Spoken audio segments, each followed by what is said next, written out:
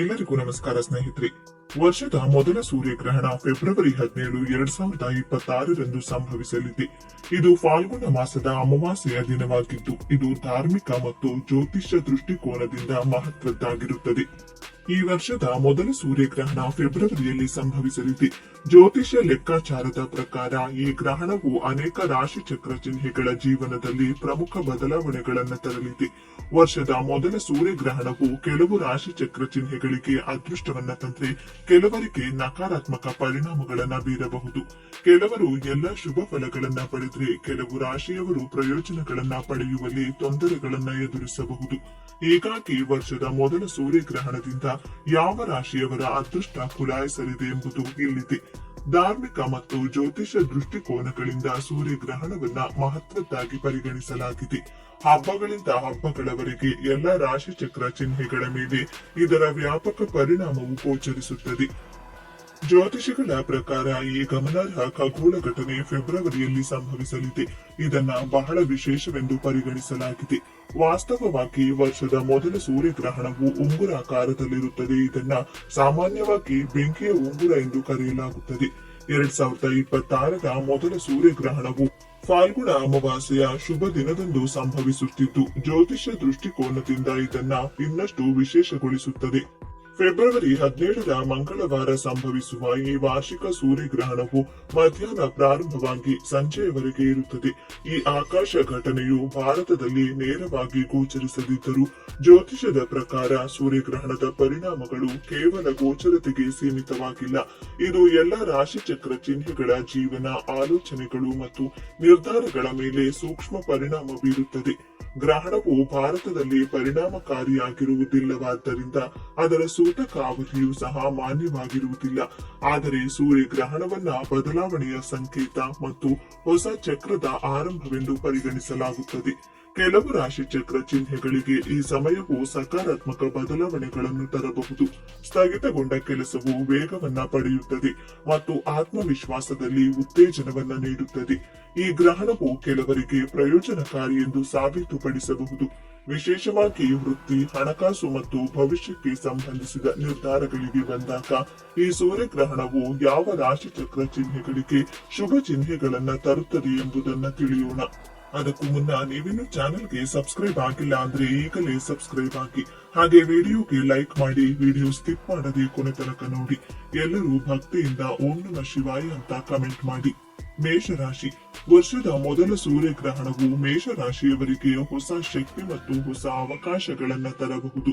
ಈ ಸಮಯದಲ್ಲಿ ಅದೃಷ್ಟವು ನಿಮ್ಮ ಕಡೆ ಇರುತ್ತದೆ. ಇದು ದೀರ್ಘಕಾಲದಿಂದ ಬಾಕಿ ಇರುವ ಕೆಲಸಗಳನ್ನ ಸುಲಭವಾಗಿ ಪೂರ್ಣಗೊಳಿಸಲು ಅನುವು ಮಾಡಿಕೊಡುತ್ತದೆ.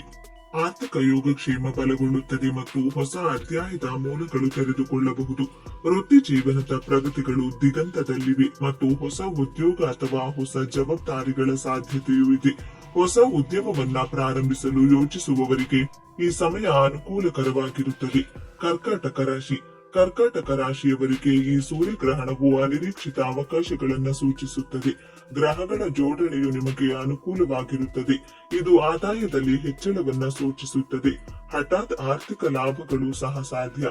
ಈ ಅವಧಿಯಲ್ಲಿ ಆದಾಯ ಹೆಚ್ಚಾಗುವ ಸಾಧ್ಯತೆ ಇರಬಹುದು ಮತ್ತು ಅನಿರೀಕ್ಷಿತ ಮೂಲದಿಂದ ಆರ್ಥಿಕ ಲಾಭವು ಸಾಧ್ಯ. ನಿಮ್ಮ ವೃತ್ತಿ ಅಥವಾ ವ್ಯವಹಾರದಲ್ಲಿ ಹೊಸ ಆರಂಭವನ್ನ ಮಾಡಲು ನಿಮಗೆ ಅವಕಾಶವಿರಬಹುದು. ಅದು ಭವಿಷ್ಯದಲ್ಲಿ ಪ್ರಯೋಜನಕಾರಿ ಎಂದು ಸಾಬೀತುಪಡಿಸುತ್ತದೆ. ಆಸ್ತಿ ಅಥವಾ ವಾಹನಕ್ಕೆ ಸಂಬಂಧಿಸಿದ ನಿರ್ಧಾರವು ನಿಮ್ಮ ಪರವಾಗಿ ಕೆಲಸ ಮಾಡಬಹುದು. ಕೆಲವರು ಪ್ರಯಾಣದ ಅವಕಾಶಗಳನ್ನು ಸಹ ಕಂಡುಕೊಳ್ಳಬಹುದು. ವಿಶೇಷವಾಗಿ ವಿದೇಶದಲ್ಲಿ ಇದು ಭವಿಷ್ಯಕ್ಕಾಗಿ ಹೊಸ ಮಾರ್ಗಗಳನ್ನು ತೆರೆಯುತ್ತದೆ. ಉದ್ಯೋಗಿಗಳಿಗೆ ಹೊಸ ಅವಕಾಶಗಳು ಸಿಗಬಹುದು, ಆದರೆ ವ್ಯವಹಾರದಲ್ಲಿ ತೊಡಗಿರುವವರಿಗೆ ಉತ್ತಮ ಲಾಭ ಸಿಗಬಹುದು. ವಾಹನ ಅಥವಾ ಮನೆ ಖರೀದಿಸುವ ಸಾಧ್ಯತೆಗಳಿವೆ. ಮಿಥುನ ರಾಶಿ. ಈ ಸೂರ್ಯಗ್ರಹಣವು ಮಿಥುನ ರಾಶಿಯವರಿಗೆ ಆರ್ಥಿಕ ಪರಿಹಾರ ಮತ್ತು ಸ್ಥಿರತೆಯನ್ನು ತರಬಹುದು. ಹಣಕಾಸಿನ ವಿಷಯಗಳಲ್ಲಿ ಸಕಾರಾತ್ಮಕ ಬದಲಾವಣೆಗಳು ಕಂಡುಬರುತ್ತವೆ ಮತ್ತು ವೆಚ್ಚಗಳ ಬಗ್ಗೆ ಚಿಂತೆಗಳು ಕಡಿಮೆಯಾಗಬಹುದು. ಸ್ಥಗಿತಗೊಂಡ ಕಾರ್ಯಗಳು ಮತ್ತೆ ವೇಗವನ್ನ ಪಡೆದುಕೊಳ್ಳುತ್ತವೆ ಮತ್ತು ಒಂದೇ ಪ್ರಯತ್ನದಿಂದ ಗಮನಾರ್ಹ ಯಶಸ್ಸನ್ನು ಸೂಚಿಸಲಾಗುತ್ತದೆ. ನಿಮ್ಮ ಕುಟುಂಬದ ಬೆಂಬಲ ಮತ್ತು ಮಾರ್ಗದರ್ಶನ, ವಿಶೇಷವಾಗಿ ನಿಮ್ಮ ಪೋಷಕರ ಬೆಂಬಲ ಈ ಸಮಯದಲ್ಲಿ ಬೆಂಬಲವಾಗಿರುತ್ತದೆ. ಒಟ್ಟಾರೆಯಾಗಿ ಈ ಗ್ರಹಣವು ನಿಮ್ಮ ಆತ್ಮವಿಶ್ವಾಸವನ್ನ ಹೆಚ್ಚಿಸುತ್ತದೆ. ತುಲಾರಾಶಿ. ವರ್ಷದ ಮೊದಲ ಸೂರ್ಯಗ್ರಹಣವು ತುಲಾರಾಶಿಯವರಿಗೆ ಅತ್ಯಂತ ಶುಭಕರವೆಂದು ಸಾಬೀತುಪಡಿಸಬಹುದು. ಈ ಸಮಯದಲ್ಲಿ ನಿಮ್ಮ ಆರ್ಥಿಕ ಪರಿಸ್ಥಿತಿ ಬಲಗೊಳ್ಳುತ್ತದೆ ಮತ್ತು ಹೊಸ ಆದಾಯದ ಮೂಲಗಳು ಹೊರಹೊಮ್ಮಬಹುದು. ದೀರ್ಘಕಾಲದಿಂದ ಬಾಕಿ ಇರುವ ಕೆಲಸಗಳು ಪೂರ್ಣಗೊಳ್ಳಲು ಪ್ರಾರಂಭವಾಗುತ್ತದೆ. ಕೆಲವು ಪ್ರಮುಖ ಪ್ರಯತ್ನಗಳಲ್ಲಿ ಗಮನಾರ್ಹ ಯಶಸ್ಸನ್ನ ಸಾಧಿಸುವ ಸಾಧ್ಯತೆಗಳಿವೆ. ನಿಮ್ಮ ಕುಟುಂಬದ, ವಿಶೇಷವಾಗಿ ನಿಮ್ಮ ಪೋಷಕರ ಬೆಂಬಲವು ನಿಮ್ಮ ಆತ್ಮವಿಶ್ವಾಸವನ್ನ ಮತ್ತಷ್ಟು ಹೆಚ್ಚಿಸುತ್ತದೆ. ಆದರೆ ಬ್ಯಾಂಕ್ ಠೇವಣಿಗಳನ್ನ ಖರ್ಚು ಮಾಡುವ ಸಾಧ್ಯತೆ ಇದೆ. ವಿದೇಶಿ ಪ್ರಯಾಣ ಅಥವಾ ಅನಾರೋಗ್ಯ ಇತ್ಯಾದಿಗಳಿಗೆ ಹಣವನ್ನ ಖರ್ಚು ಮಾಡಬಹುದು. ಪರಿಸ್ಥಿತಿಗಳು ಅನುಕೂಲಕರವಾಗಿದ್ರೆ ವಿವಾದದಲ್ಲಿ ಸಿಲುಕಿರುವ ಆಸ್ತಿಯನ್ನ ಮರಳಿ ಪಡೆಯುವ ಸಾಧ್ಯತೆ ಇದೆ. ಆದಾಯದ ಮೂಲಗಳು ಇದ್ದಕ್ಕಿದ್ದಂತೆ ಹೆಚ್ಚಾಗಬಹುದು.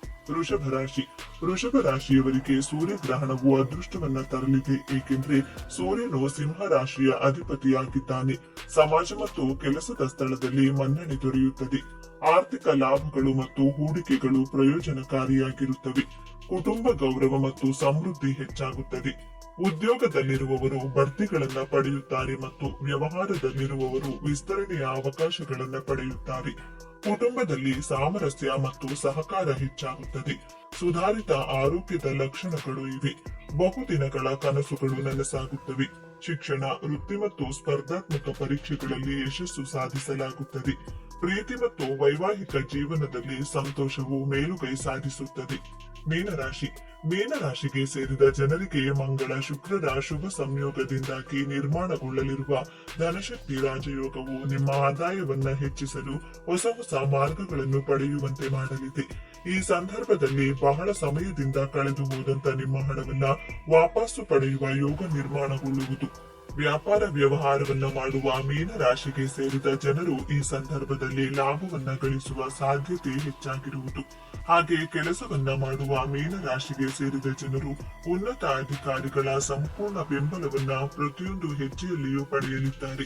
ಇದರೊಂದಿಗೆ ಧನಶಕ್ತಿ ರಾಜಯೋಗದ ಶುಭ ಪ್ರಭಾವದಿಂದಾಗಿ ಮೀನರಾಶಿಗೆ ಸೇರಿದ ಜನರ ಆದಾಯದಲ್ಲಿ ಅತ್ಯಂತ ಹೆಚ್ಚಿನ ವೃದ್ಧಿಯನ್ನ ಈ ಸಂದರ್ಭದಲ್ಲಿ ನೋಡಬಹುದಾಗಿದೆ. ಈ ಅವಧಿಯಲ್ಲಿ ಹೊಸ ಕೆಲಸವನ್ನ ಪ್ರಾರಂಭಿಸಬೇಕೆಂಬ ಆಸೆಯನ್ನ ಹೊಂದಿರುವ ಮೀನರಾಶಿಗೆ ಸೇರಿದ ಜನರಿಗೆ ಸಾಕಷ್ಟು ಶುಭ ಫಲಗಳ ಪ್ರಾಪ್ತಿಯಾಗುವ ಸಾಧ್ಯತೆ ಇದೆ. ನ್ಯಾಯಾಲಯಕ್ಕೆ ಸಂಬಂಧಿಸಿದ ಪ್ರಕರಣದಲ್ಲಿ ನೀವು ಸಿಲುಕಿದ್ರೆ ಈ ಶುಭ ರಾಜಯೋಗದ ನಿರ್ಮಾಣದಿಂದಾಗಿ ತೀರ್ಪು ನಿಮ್ಮ ಪರವಾಗಿ ಬರುವುದರೊಂದಿಗೆ ಯಶಸ್ಸು ಗಳಿಸುವ ಯೋಗವು ಸೃಷ್ಟಿಯಾಗುವುದು. ವೃಶ್ಚಿಕ ರಾಶಿ. ಧನಶಕ್ತಿ ರಾಜಯೋಗದ ನಿರ್ಮಾಣದಿಂದಾಗಿ ವೃಶ್ಚಿಕ ರಾಶಿಗೆ ಸೇರಿದ ಬೌದ್ಧಿಕ ಸುಖ ಸಮೃದ್ಧಿಯಲ್ಲಿ ಸಾಕಷ್ಟು ವೃದ್ಧಿಯನ್ನ ಈ ಅವಧಿಯಲ್ಲಿ ನೋಡಬಹುದಾಗಿದೆ. ಹಾಗೆ ಮಂಗಳ ಮತ್ತು ಶುಕ್ರ ಗ್ರಹಗಳ ಶುಭ ಸಂಯೋಗದಿಂದಾಗಿ ಪಿತ್ರಾರ್ಜಿತ ಸಂಪತ್ತಿಗೆ ಸಂಬಂಧಿಸಿದಂತೆ ಅಪಾರ ಲಾಭವನ್ನ ನೀವು ಗಳಿಸುವಿರಿ. ಇದರೊಂದಿಗೆ ರಿಯಲ್ ಎಸ್ಟೇಟ್ ಅಥವಾ ಚಿಕಿತ್ಸೆಗೆ ಸಂಬಂಧಿಸಿದ ಕ್ಷೇತ್ರಗಳಲ್ಲಿ ಕೆಲಸವನ್ನ ಮಾಡುವ ಜನರಿಗೆ ಈ ಅವಧಿಯಲ್ಲಿ ಅತ್ಯಂತ ಹೆಚ್ಚಿನ ಪ್ರಯೋಜನಗಳಾಗುವ ಸಾಧ್ಯತೆ ದೊರಕಲಿದೆ. ಹೇಗೆ ವ್ಯಾಪಾರ ವ್ಯವಹಾರವನ್ನ ಮಾಡುವ ವೃಶ್ಚಿಕ ರಾಶಿಗೆ ಸೇರಿದ ಜನರು ಈ ರಾಜಯೋಗದ ಶುಭ ಪ್ರಭಾವದಿಂದಾಗಿ ಬಂಪರ್ ಲಾಭವನ್ನ ಗಳಿಸುವ ಸಾಧ್ಯತೆ ಬಹಳಷ್ಟು ಹೆಚ್ಚಾಗಲಿದೆ. ಇದರೊಂದಿಗೆ ಈ ಸಂದರ್ಭದಲ್ಲಿ ವೃಶ್ಚಿಕ ರಾಶಿಗೆ ಸೇರಿದ ಜನರು ಯಾವುದಾದರೂ ಹೊಸ ಕೆಲಸವನ್ನ ಪ್ರಾರಂಭಿಸಬಹುದಾಗಿದೆ. ಹಾಗೆ ಧನಶಕ್ತಿ ರಾಜಯೋಗದ ನಿರ್ಮಾಣದ ಸಂದರ್ಭದಲ್ಲಿ ನಿಮಗೆ ಹೊಸ ಜನರನ್ನ ಭೇಟಿಯಾಗುವ ಅವಕಾಶ ಲಭಿಸುವುದು. ಅವರಿಂದ ವೃತ್ತಿ ಜೀವನಕ್ಕೆ ಸಂಬಂಧಿಸಿದಂತೆ ಹೆಚ್ಚಿನ ಪ್ರಯೋಜನಗಳನ್ನ ಪಡೆಯಲು ನಿಮಗೆ ಸಾಧ್ಯವಾಗಲಿದೆ. ಹಾಗೆ ಈ ಶುಭ ರಾಜಯೋಗದ ನಿರ್ಮಾಣದಿಂದಾಗಿ ವೃಶ್ಚಿಕ ರಾಶಿಗೆ ಸೇರಿದ ಜನರು ತಮ್ಮ ಹಳೆಯ ಸಾಲಗಳಿಂದ ಮುಕ್ತಿಯನ್ನ ಪಡೆಯುವ ಸಾಧ್ಯತೆ ಬಹಳಷ್ಟು ವೃದ್ಧಿಯಾಗುವುದು. 2026 ಸೂರ್ಯಗ್ರಹಣದ ದಿನ ನಾವು ಏನು ಮಾಡಬಾರದು? ಸೂರ್ಯಗ್ರಹಣದ ಸಮಯದಲ್ಲಿ ದೇವರ ವಿಗ್ರಹಗಳನ್ನ, ಫೋಟೋಗಳನ್ನು ಸ್ಪರ್ಶಿಸಬಾರದು. ಸೂರ್ಯಗ್ರಹಣದ ಸಮಯದಲ್ಲಿ ಆಹಾರವನ್ನ ಬೇಯಿಸುವುದು, ತಿನ್ನುವುದು ಶುಭವಲ್ಲ. ಆದರೆ ಮಕ್ಕಳು, ರೋಗಿಗಳು, ವೃದ್ಧರು ಆಹಾರವನ್ನ ಸೇವಿಸಬಹುದು. ಸೂರ್ಯಗ್ರಹಣದ ಸಮಯದಲ್ಲಿ ದೈಹಿಕ ಸಂಬಂಧ ಹೊಂದುವುದನ್ನ ತಪ್ಪಿಸಬೇಕು. ಸೂರ್ಯಗ್ರಹಣದ ಸಮಯದಲ್ಲಿ ದೇಹಕ್ಕೆ ಎಣ್ಣೆಯನ್ನ ಹಚ್ಚಿಕೊಳ್ಳಬಾರದು. ಸೂರ್ಯಗ್ರಹಣದ ಸಮಯದಲ್ಲಿ ಚಾಕು, ಕತ್ತರಿ, ಸೂಜಿ ಮತ್ತು ದಾರಕ್ಕೆ ಸಂಬಂಧಿಸಿದ ಯಾವುದೇ ಕೆಲಸವನ್ನ ಮಾಡಬಾರದು. ವಿಶೇಷವಾಗಿ ಗರ್ಭಿಣಿಯರು ಇದರ ಬಗ್ಗೆ ವಿಶೇಷ ಕಾಳಜಿ ವಹಿಸಬೇಕು. ಸೂರ್ಯಗ್ರಹಣದ ವೇಳೆ ಉಗುರು ಮತ್ತು ಕೂದಲುಗಳನ್ನ ಕತ್ತರಿಸುವಂತ ತಪ್ಪನ್ನ ಎಂದಿಗೂ ಮಾಡಲು ಹೋಗಬಾರದು. 2026 ಸೂರ್ಯಗ್ರಹಣದ ದಿನ ನಾವು ಏನು ಮಾಡಬೇಕು? ಗ್ರಹಣದ ಸೂತಕ ಕಾಲ ಆರಂಭವಾಗುವ ಮುನ್ನ ನಾವು ಬಳಸುವ ನೀರಿನಲ್ಲಿ, ಆಹಾರ ಪದಾರ್ಥಗಳಲ್ಲಿ ಅಥವಾ ಇನ್ಯಾವುದೇ ದ್ರವರೂಪದ ವಸ್ತುಗಳ ಮೇಲೆ ಅಥವಾ ಅದರಲ್ಲಿ ಗರಿಕೆ ಅಥವಾ ತುಳಸಿ ಎಲೆಗಳನ್ನ ಹಾಕಿಡಿ. ಗ್ರಹಣದ ಸಮಯದಲ್ಲಿ ದೇವರ ವಿಗ್ರಹಗಳನ್ನ ಸ್ಪರ್ಶಿಸುವುದು ತಪ್ಪಾದರೂ ನಾವು ಈ ಸಮಯದಲ್ಲಿ ಧಾರ್ಮಿಕ ಗ್ರಂಥಗಳನ್ನ ಅಥವಾ ಪುಸ್ತಕಗಳನ್ನ ಓದಬಹುದು ಅಥವಾ ಪಠಿಸಬಹುದು. ಸೂರ್ಯಗ್ರಹಣದ ಸಮಯದಲ್ಲಿ ನಾವು ಮಂತ್ರವನ್ನ ಪಠಿಸಬೇಕು. ಇದರಿಂದ ಗ್ರಹಣದ ಕೆಟ್ಟ ಪರಿಣಾಮ ನಮ್ಮ ಮೇಲೆ ಉಂಟಾಗುವುದಿಲ್ಲ. ಸೂರ್ಯಗ್ರಹಣ ಮುಗಿದ ನಂತರ ಮತ್ತೆ ಸ್ನಾನ ಮಾಡಬೇಕು. ಸೂರ್ಯಗ್ರಹಣದ ಸಮಯದಲ್ಲಿ ತರ್ಪಣ, ಶ್ರಾದ್ದ, ಜಪ, ಹವನ, ದಾನ ಇತ್ಯಾದಿ ಧಾರ್ಮಿಕ ಕಾರ್ಯಗಳನ್ನ ಮಾಡಬಹುದು. ಗ್ರಹಣ ಮುಗಿದ ನಂತರ ದೇವರ ಪೂಜೆ ಮಾಡಿ ಮತ್ತು ದಾನ ಮಾಡಿ. ಸ್ನಾನ ಮಾಡಿದ ನಂತರ ದೇವರ ಕೋಣೆಯನ್ನ ಶುದ್ಧೀಕರಿಸಬೇಕು. ಸೂರ್ಯಗ್ರಹಣದ ಸಮಯದಲ್ಲಿ ನಾವು ಯಾವುದೇ ಕೆಲಸವನ್ನ ಮಾಡಬೇಕಾದ್ರೂ ಅದರ ಬಗ್ಗೆ ಸರಿಯಾಗಿ ತಿಳಿದುಕೊಂಡು ಮಾಡುವುದು ತುಂಬಾನೇ ಉತ್ತಮ. ಗ್ರಹಣದ ಸಮಯದಲ್ಲಿ ನಿಶ್ಚಿತ ಕೆಲಸಗಳನ್ನ ಮಾಡೋದ್ರಿಂದ ಅಶುಭ ಫಲಗಳನ್ನ ಎದುರಿಸಬೇಕಾಗುತ್ತದೆ. ಹಾಗಾಗಿ ಸೂರ್ಯಗ್ರಹಣದ ಸಮಯದಲ್ಲಿ ನಾವು ಯಾವ ಕೆಲಸ ಮಾಡಬೇಕು, ಯಾವ ಕೆಲಸ ಮಾಡಬಾರದು ಎಂಬುದನ್ನ ಸರಿಯಾಗಿ ತಿಳಿದುಕೊಂಡಿರಬೇಕು. ಈ ವರ್ಷ ಮೊದಲ ಸೂರ್ಯಗ್ರಹಣ ಶಿವರಾತ್ರಿ ಅಮಾವಾಸ್ಯೆ ದಿನ ಅಂದ್ರೆ 2026 ಫೆಬ್ರವರಿ 17ರಂದು ಬಂದಿದೆ. ಇಂತಹ ಶಕ್ತಿಶಾಲಿಯ ಈ ದಿನ ಗೋಮಾತೆಗೆ ಯಾವ ಪದಾರ್ಥವನ್ನ ತಿನ್ನಿಸಬೇಕು? ಈ ದಿನ ಬಿಳಿ ಬಣ್ಣದ ವಸ್ತ್ರದಿಂದ ಯಾವ ಕೆಲಸವನ್ನ ಮಾಡಿದ್ರೆ ಸರ್ವ ದಾರಿದ್ರ್ಯ ತೊಲಗಿ ಅಷ್ಟೈಶ್ವರ್ಯ ಪ್ರಾಪ್ತಿಯಾಗುತ್ತದೆ. ಹಣಕಾಸು, ಆರೋಗ್ಯ, ಸ್ವಂತ ಮನೆಯ ಕನಸು ನನಸಾಗಲು ಈ ದಿನ ಯಾವ ದೀಪವನ್ನ ಮನೆಯಲ್ಲಿ ಬೆಳಗಬೇಕು? ಯಾವ ದೇವರ ಪೂಜೆಯನ್ನ ಈ ದಿನ ಮಾಡಿದ್ರೆ ಸರ್ವ ಕೋರಿಕೆಗಳು ಈಡೇರಿ ಶತ್ರು ಬಾಧೆಯಿಂದ ಮುಕ್ತಿ ದೊರೆಯುತ್ತದೆ ಅಂತ ಇವತ್ತಿನ ಈ ವಿಡಿಯೋದಲ್ಲಿ ಸಂಪೂರ್ಣವಾಗಿ ತಿಳಿಸಿಕೊಡ್ತೀವಿ. ಬನ್ನಿ. ಅದಕ್ಕೂ ಮುನ್ನ ನೀವಿನ್ನು ಚಾನೆಲ್ಗೆ ಸಬ್ಸ್ಕ್ರೈಬ್ ಆಗಿಲ್ಲ ಅಂದ್ರೆ ಈಗಲೇ ಸಬ್ಸ್ಕ್ರೈಬ್ ಆಗಿ, ಹಾಗೆ ವಿಡಿಯೋಗೆ ಲೈಕ್ ಮಾಡಿ, ವಿಡಿಯೋ ಸ್ಕಿಪ್ ಮಾಡದೆ ಕೊನೆ ತನಕ ನೋಡಿ. ಎಲ್ಲರೂ ಭಕ್ತಿಯಿಂದ ಓಂ ಶ್ರೀ ಮಹಾಲಕ್ಷ್ಮಿ ನಮಃ ಅಂತ ಕಮೆಂಟ್ ಮಾಡಿ. ಈ ದಿನ ದೇವತೆಗಳೆಲ್ಲರೂ ಕೂಡ ಮಾನವ ರೂಪವನ್ನ ತಾಳಿ ಅದೃಶ್ಯವಾಗಿ ಬಂದು ಭೂಮಿಯ ಮೇಲಿನ ನದಿ, ಸಮುದ್ರಗಳಲ್ಲಿ ಈ ದಿನ ಸ್ನಾನ ಮಾಡುತ್ತಾರೆ. ಆದ್ದರಿಂದ ಈ ದಿನ ಪ್ರತಿಯೊಬ್ಬರು ಕೂಡ ನದಿ ಸ್ನಾನ, ಸಮುದ್ರ ಸ್ನಾನವನ್ನ ಮಾಡಿಕೊಳ್ಬೇಕು. ಇದು ಸಾಧ್ಯವಾಗಿಲ್ಲ ಎನ್ನುವವರು ಮನೆಯಲ್ಲಿಯೇ ಸ್ನಾನ ಮಾಡುವಂತಹ ನೀರಿಗೆ ಸ್ವಲ್ಪ ಗರಿಕೆ ಹಾಗೂ ಅರಿಶಿನವನ್ನ ಬೆರೆಸಿಕೊಂಡು ಸ್ನಾನವನ್ನ ಮಾಡಬೇಕು. ಮನೆಯಲ್ಲಿ ಪುಣ್ಯ ನದಿಗಳ ನೀರಿದ್ರೆ ಆ ನೀರನ್ನ ಸ್ನಾನದ ನೀರಿಗೆ ಬೆರೆಸಿಕೊಂಡು ಸ್ನಾನವನ್ನ ಮಾಡಿ, ಅಥವಾ ಪುಣ್ಯ ನದಿಗಳ ಹೆಸರನ್ನ ಬಾಯಲ್ಲಿ ಹೇಳಿಕೊಂಡು ಈ ದಿನ ಸ್ನಾನವನ್ನ ಆಚರಿಸಿ. ಇದರಿಂದ ವಿಷ್ಣು ದೇವರ ಪರಿಪೂರ್ಣ ಅನುಗ್ರಹ ಹಾಗೂ ಅಶ್ವಮೇಧ ಯಾಗ ಮಾಡಿದ್ರೆ ಎಷ್ಟು ಪುಣ್ಯ ಲಭಿಸುತ್ತದೆಯೋ ಅದಕ್ಕೆ ಸಮನಾದ ಪುಣ್ಯವು ಲಭಿಸುತ್ತದೆಂದು ನಮ್ಮ ಪುರಾಣಗಳಲ್ಲಿ ಉಲ್ಲೇಖವಿದೆ. ಆದ್ದರಿಂದ ಪ್ರತಿಯೊಬ್ಬರು ನಿಮ್ಮ ಮನೆಗಳಲ್ಲಿ ಈ ವಿಧಿ ವಿಧಾನವನ್ನ ಪಾಲಿಸುತ್ತಾ ಸ್ನಾನವನ್ನ ಮಾಡಬೇಕು. ಈ ದಿನ ಪ್ರತಿಯೊಬ್ಬರು ನಿಮ್ಮ ನಿಮ್ಮ ಮನೆಗಳ ಮುಂದೆ 27 ಮಣ್ಣಿನ ದೀಪಗಳನ್ನ ಬೆಳಗಿಸಿ ಲಲಿತಾ ಅಮ್ಮನವರನ್ನ ಮನಸ್ಸಿನಲ್ಲಿ ಸ್ಮರಿಸಿಕೊಂಡು ಲಲಿತ ಸಹಸ್ರನಾಮವನ್ನ 27 ಬಾರಿ ಕೇಳಬೇಕು ಅಥವಾ ಹೇಳಬೇಕು.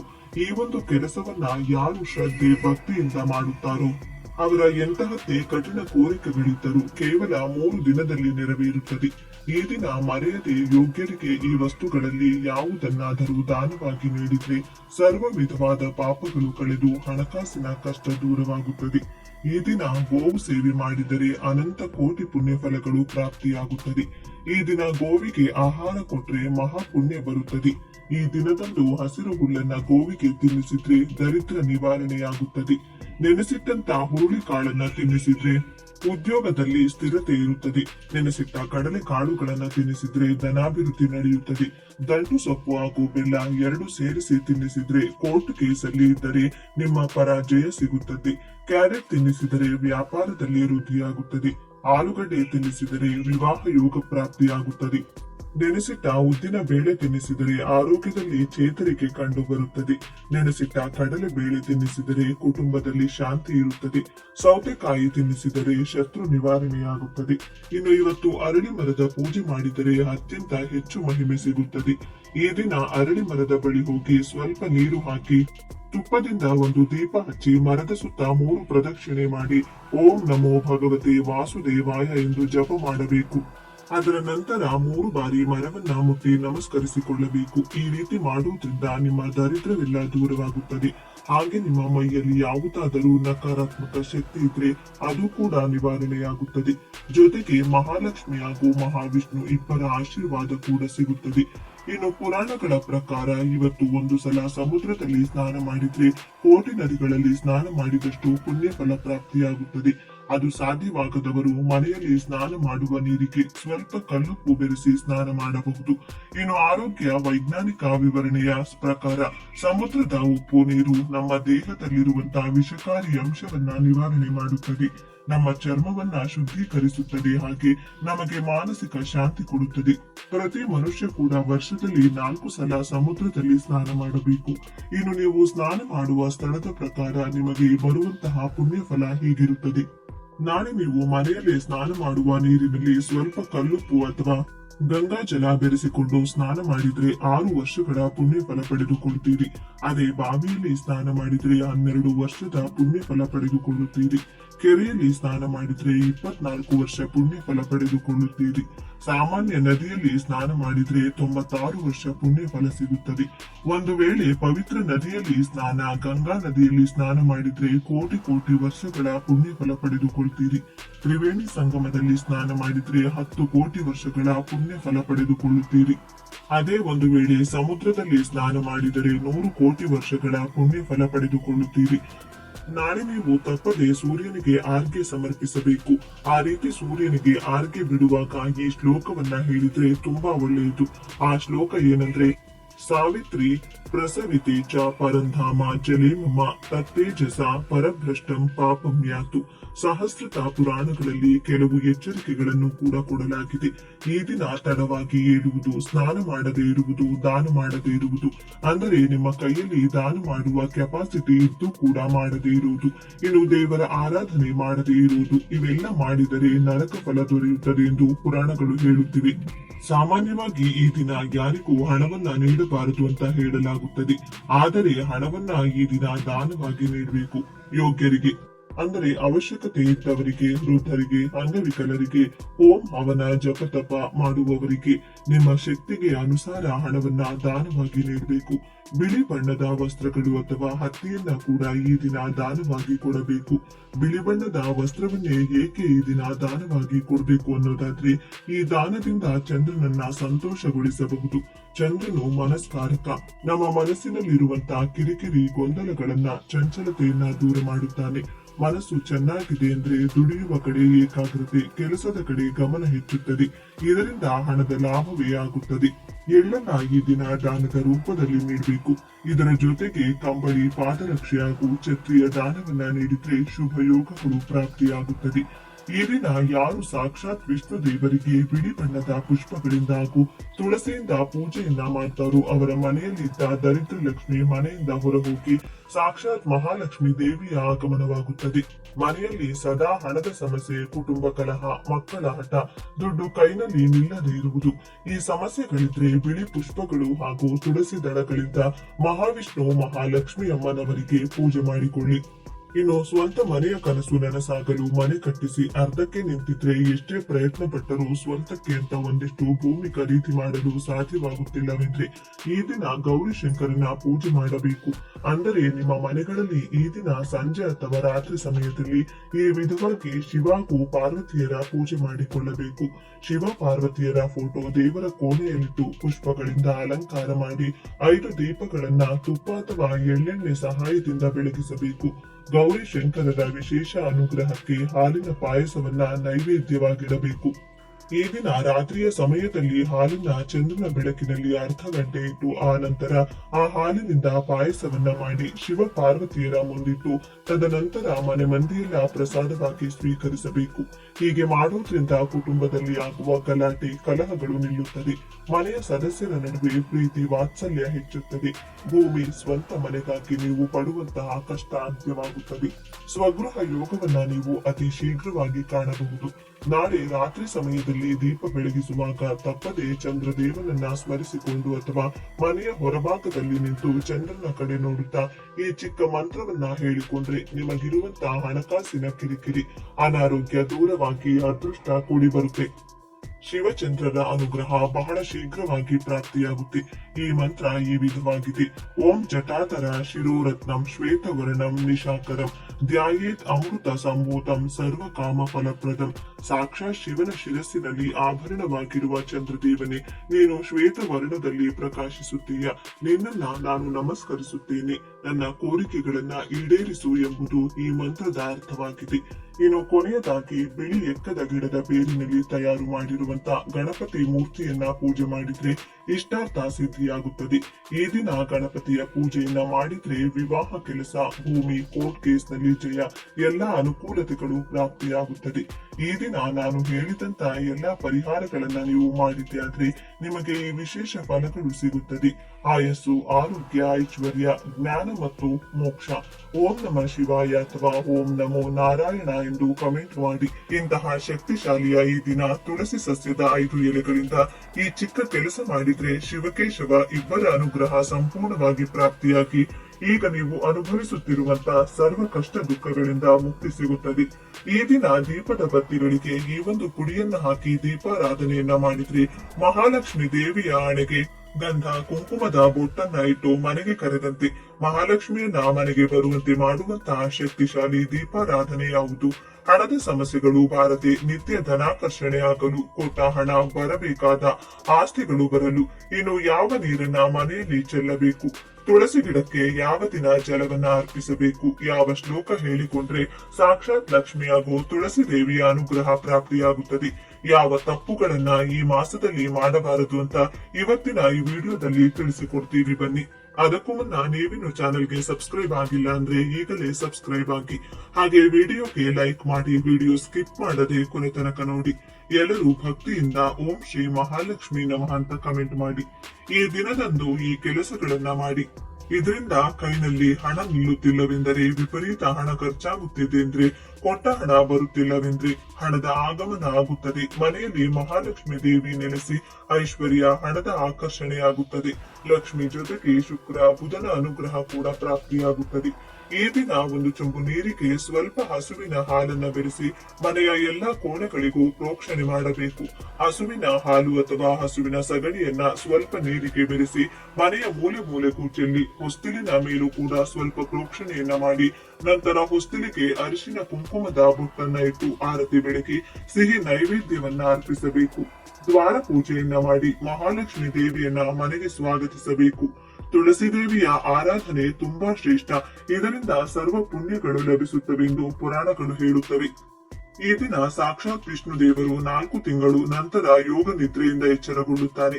ಈ ಮಾಸದಲ್ಲಿ ಸಾಕ್ಷಾತ್ ವಿಷ್ಣು ಹಾಗೂ ಲಕ್ಷ್ಮೀ ದೇವಿಯು ನದಿಗಳಲ್ಲಿ ಪವಿತ್ರ ಸ್ನಾನ ಮಾಡಿ ತುಳಸಿ ದೇವಿಯನ್ನ ಪೂಜಿಸಿದರು ಎಂದು ಹೇಳಲಾಗುತ್ತದೆ.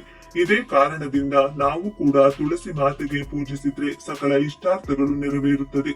ಗುರುವಾರದ ದಿನ ಮನೆಗೆ ತುಳಸಿ ಸಸಿಯನ್ನ ತಂದು ನೆಟ್ಟು ಆ ಸಸಿಯನ್ನ ಬೆಳೆಸಲು ಶುರು ಮಾಡಬೇಕು.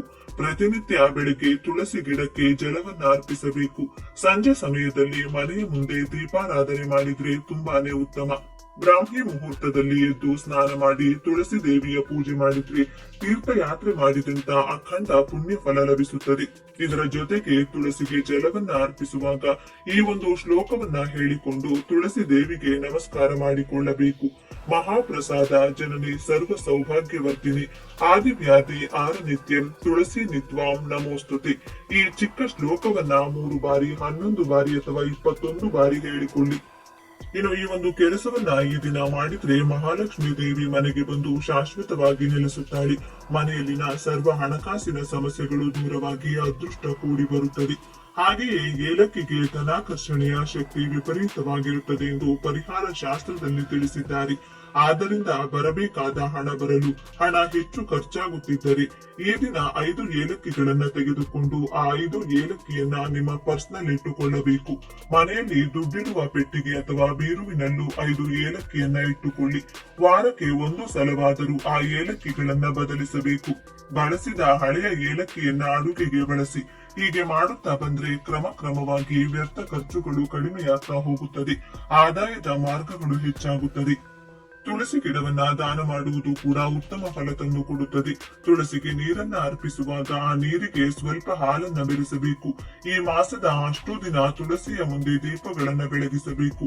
ಈ ಕೆಲಸಗಳನ್ನ ಮಾಡುತ್ತಾ ಬಂದ್ರೆ ಲಕ್ಷ್ಮೀ ದೇವಿಯ ಜೊತೆಗೆ ಕುಬೇರ ದೇವರ ಅನುಗ್ರಹವೂ ಕೂಡ ಪ್ರಾಪ್ತಿಯಾಗುತ್ತದೆ. ಆದ್ದರಿಂದ ಒಂದು ಚಿಕ್ಕ ತುಳಸಿ ಸಸಿಗೆ ಹಳದಿ ವಸ್ತ್ರವನ್ನ ಸುತ್ತಿ ನೀವು ಕೆಲಸ ಮಾಡುವ ಜಾಗದಲ್ಲಿ ಅಥವಾ ವ್ಯಾಪಾರ ಸ್ಥಳದಲ್ಲಿಟ್ಟುಕೊಂಡ್ರೆ ವ್ಯಾಪಾರ ವ್ಯವಹಾರಗಳಲ್ಲಿ, ಉದ್ಯೋಗ ರಂಗದಲ್ಲಿ ವಿಶೇಷ ಏಳಿಗೆ ಉಂಟಾಗುತ್ತದೆ. ಇನ್ನು ಮನೆಯಲ್ಲಿ ಸಂಜೆಯ ಸಮಯದಲ್ಲಿ ಒಂದು ವಿಶೇಷ ಪುಡಿಯನ್ನ ದೀಪದ ಬತ್ತಿಗಳಿಗೆ ಹಚ್ಚಬೇಕು. ಇದರಿಂದ ಮನೆಗೆ ಧನಾಕರ್ಷಣೆಯಾಗುತ್ತದೆ.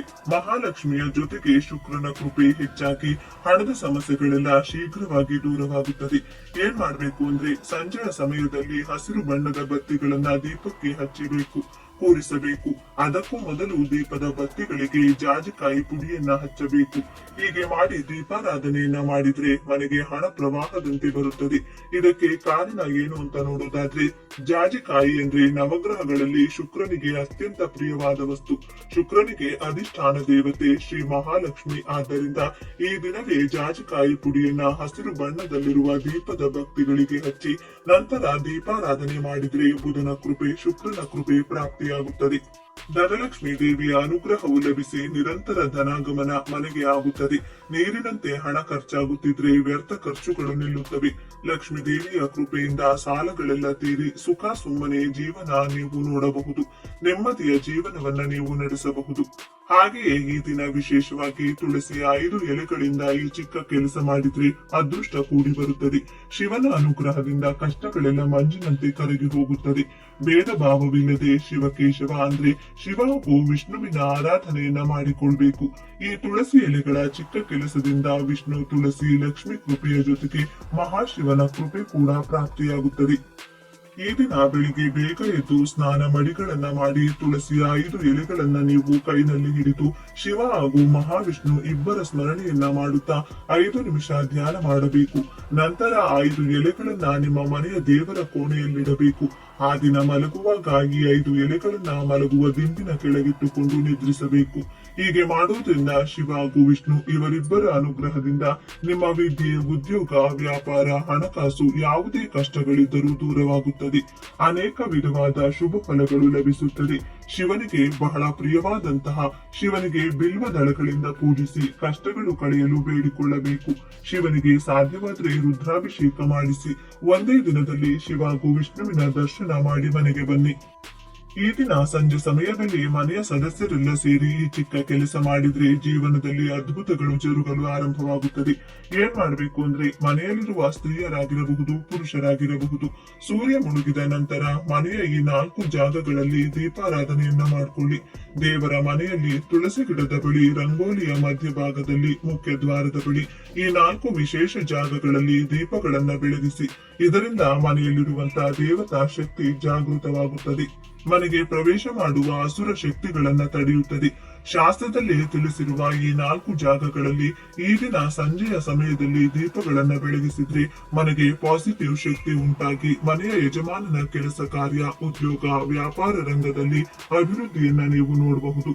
ಮನೆಯಲ್ಲಿನ ಆರೋಗ್ಯ, ಹಣಕಾಸಿನ ಸಮಸ್ಯೆಗಳು ದೂರವಾಗಿ ಸುಖ, ಶಾಂತಿ, ನೆಮ್ಮದಿ ಕೂಡ ನೆಲೆಸುತ್ತದೆ.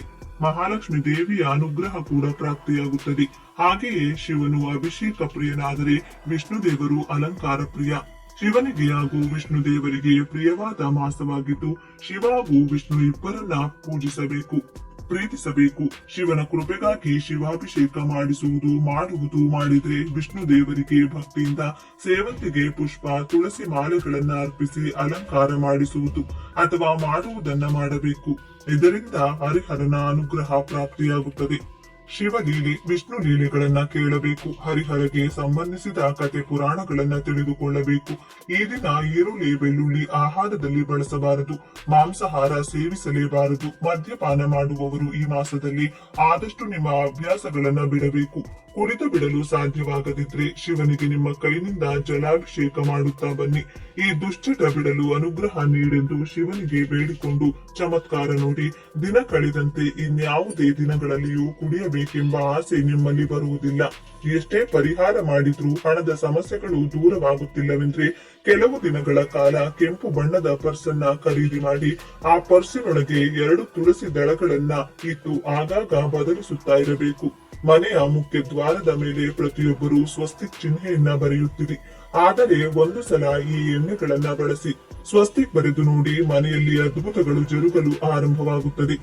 ಮಂದಾರ ಎಣ್ಣೆಯ ಜೊತೆ ಕೊಬ್ಬರಿ ಎಣ್ಣೆಯನ್ನ ಬೆರೆಸಿ ಆ ಎಣ್ಣೆಗೆ ಸ್ವಲ್ಪ ಕುಂಕುಮವನ್ನ ಮಿಶ್ರಣ ಮಾಡಿ ಅದರಿಂದ ಮನೆಯ ಮುಖ್ಯ ದ್ವಾರದ ಮೇಲೆ ಚಿಕ್ಕದಾಗಿ ಸ್ವಸ್ತಿಕ್ ಚಿಹ್ನೆಯನ್ನ ಬರೆದು ಕೆಲವು ದಿನಗಳ ಕಾಲ ಮನೆಯಲ್ಲಿ ಆಗುವಂತಹ ಹಣದ ಬದಲಾವಣೆಗಳನ್ನ ನೀವೇ ಗಮನಿಸಿ. ಹಣದ ಸಮಸ್ಯೆ, ಆರೋಗ್ಯದ ಸಮಸ್ಯೆ, ಮಾನಸಿಕ ಕಿರಿಕಿರಿಗಳು ದೂರವಾಗಿ ಅದೃಷ್ಟ ಮನೆಗೆ ಚೆನ್ನಾಗಿ ಕೂಡಿ ಬರುತ್ತದೆ. ಮನೆಯಲ್ಲಿ ಹಣದ ಜೊತೆಗೆ ಸುಖ, ಶಾಂತಿ, ನೆಮ್ಮದಿ ವೃದ್ಧಿಯಾಗ್ತಾ ಹೋಗುತ್ತದೆ. ಇನ್ನು ಅಶೋಕ ವೃಕ್ಷಕ್ಕೆ ಎಲ್ಲಾ ಸಾಲದ ಸಮಸ್ಯೆಗಳನ್ನ ದೂರ ಮಾಡುವ ಅದ್ಭುತ ಶಕ್ತಿ ಇದೆ ಎಂದು ಭವಿಷ್ಯ ಪುರಾಣದಲ್ಲಿ ತಿಳಿಸಿದ್ದಾರೆ. ಸಾಲದ ವಿಷವಲಯದಲ್ಲಿ ನರಳುತ್ತಿದ್ದರೆ ಮನೆಗೆ ತಪ್ಪದೆ ಅಶೋಕ ಸಸಿಯನ್ನ ತಂದು ಚಿಕ್ಕ ಪಾಟ್ ನಲ್ಲಿ ಹಾಕಿ ಬೆಳೆಸಬೇಕು. ಸಸಿಯು ಸ್ವಲ್ಪ ದೊಡ್ಡದಾದ ಮೇಲೆ ಖಾಲಿ ಮೈದಾನದಲ್ಲಿ ನೆಟ್ಟು ಬರಬೇಕು. ಅಶೋಕ ಸಸಿ ನಿಮ್ಮ ಮನೆಯಲ್ಲಿ ದೊಡ್ಡದಾಗುತ್ತಾ ಹೋದಂತೆ ಮನೆಯಲ್ಲಿನ ಹಣದ ಸಮಸ್ಯೆಗಳು, ಸಾಲದ ಸಮಸ್ಯೆಗಳು ಅತಿ ಶೀಘ್ರವಾಗಿ ದೂರವಾಗ್ತಾ ಹೋಗುತ್ತೆ. ಜೀವನದಲ್ಲಿ ಸಾಲಗಳು ಬರುವುದು ಜಾತಕದಲ್ಲಿ ಕುಜದೋಷ ಹೆಚ್ಚಾದಾಗ. ಕುಜನ ಬಲ ಇಲ್ಲವೆಂದರೆ ಹಣದ ಸಮಸ್ಯೆ, ಸಾಲದ ಸಮಸ್ಯೆಗಳು ಹೆಚ್ಚುತ್ತದೆ. ಕುಜನ ಕೃಪೆಗಳು ಶೀಘ್ರವಾಗಿ ತೀರಲು ಸ್ನಾನದ ನೀರಿಗೆ ಸ್ವಲ್ಪ ಕಲ್ಲುಪ್ಪು, ಎಳ್ಳು ಹಾಗೂ ನೆಲ್ಲಿಕಾಯಿಯ ಪುಡಿಯನ್ನ ಬೆರೆಸಿ ಸ್ನಾನವನ್ನ ಮಾಡ್ತಾ ಬರಬೇಕು. ಹೀಗೆ 9 ಮಂಗಳವಾರ ಸ್ನಾನ ಮಾಡಿದ್ದೇ ಆದಲ್ಲಿ ಸಾಲಗಳೆಲ್ಲ ತೀರಿ ಹಣದ ಆದಾಯ ಹೆಚ್ಚುತ್ತಾ ಹೋಗುತ್ತದೆ. ಒಂದೊಂದು ಮಂಗಳವಾರವೂ ಆಗುತ್ತಿದ್ದಂತೆ ಯಾವುದಾದರೂ ರೂಪದಲ್ಲಿ ಹಣ ಕೈ ಸೇರಿ ಸಾಲಗಳನ್ನ ತೀರಿಸಲು ಸಹಾಯವಾಗುತ್ತದೆ. ನೋಡಿದ್ರಲ್ಲ, ಮನೆಗೆ ಮಹಾಲಕ್ಷ್ಮಿ ದೇವಿಯ ಆಗಮನ ಆಗಲು ಯಾವ ರೀತಿಯಾಗಿ ದೀಪಾರಾಧನೆ ಮಾಡಬೇಕು, ಸಾಲಗಳು ತೀರಲು ಯಾವ ರೀತಿಯಾಗಿ ಸ್ನಾನವನ್ನ ಮಾಡಬೇಕು ಅಂತ ಇವತ್ತಿನ ಈ ವಿಡಿಯೋದಲ್ಲಿ ತಿಳಿಸಿಕೊಟ್ಟಿದ್ದೇವೆ. ಈ ಮಾಹಿತಿ ನಿಮ್ಗೆ ಇಷ್ಟವಾದ್ರೆ ತಪ್ಪದೆ ಜೈ ಮಹಾಲಕ್ಷ್ಮಿ ದೇವಿ ಅಂತ ಬರೆದು ಈ ವಿಡಿಯೋನ ಪ್ರತಿಯೊಬ್ಬರಿಗೂ ಶೇರ್ ಮಾಡಿ. ಮುಂದಿನ ಬಾರಿ ಮತ್ತೊಂದು ವಿಶೇಷ ದೈವ ಮಾಹಿತಿಯೊಂದಿಗೆ ನಮ್ಮ ಚಾನೆಲ್ನ ಮೂಲಕ ಭೇಟಿಯಾಗೋಣ. ಧನ್ಯವಾದಗಳು ಸ್ನೇಹಿತರೆ.